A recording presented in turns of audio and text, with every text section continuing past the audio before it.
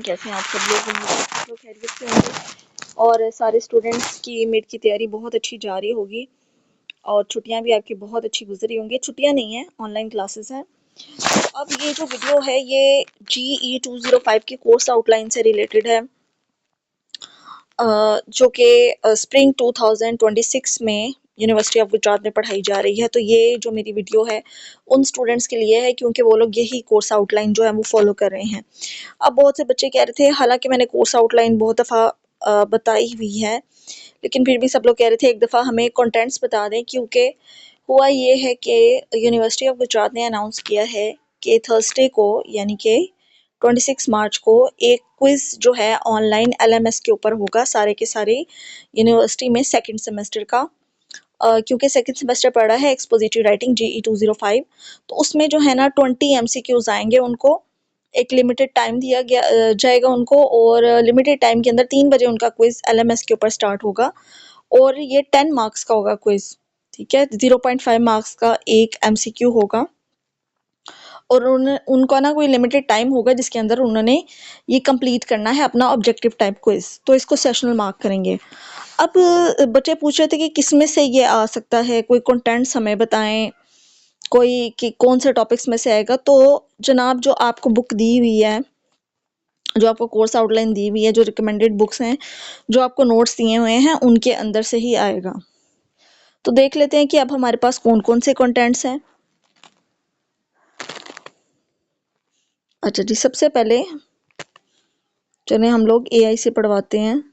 सबसे पहले हमारे पास इंट्रोडक्शन टू एक्सपोजिटरी राइटिंग। चल नहीं रहा ये, हाँ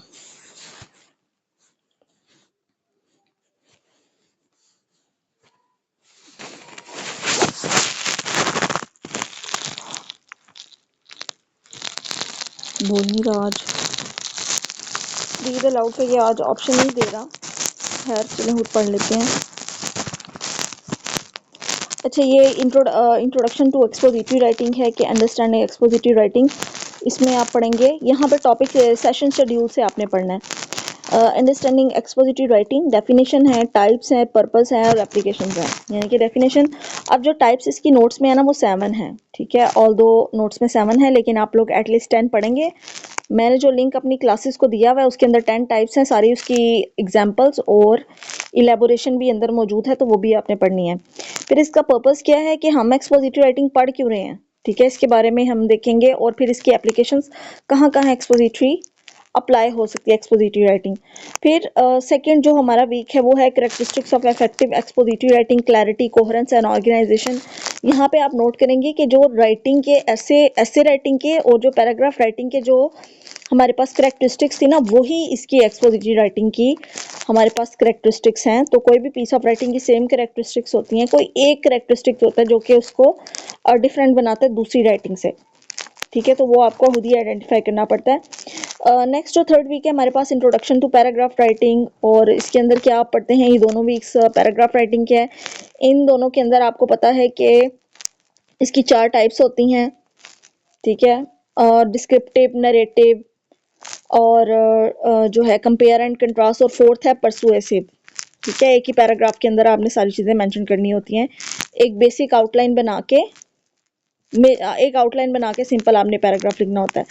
तो फिफ्थ जो है हमारे पास वीक है, पूरे का पूरा राइटिंग प्रोसेस आ जाता है, जिसके अंदर आपके पास प्री राइटिंग टेक्निक्स हैं।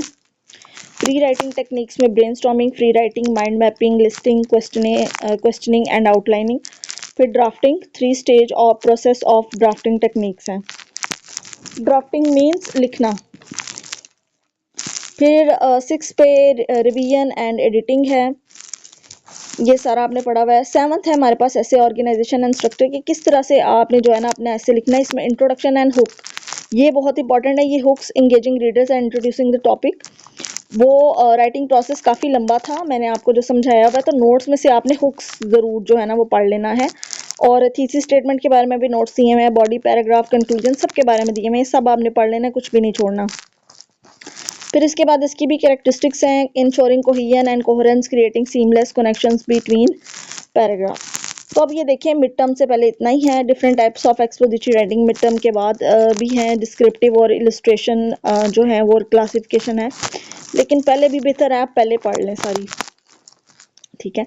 अच्छा, तो ये थी हमारी कोर्स आउटलाइन। ये मैंने सिर्फ ना मिड टर्म से पहले का सिलेबस अभी पढ़ा है।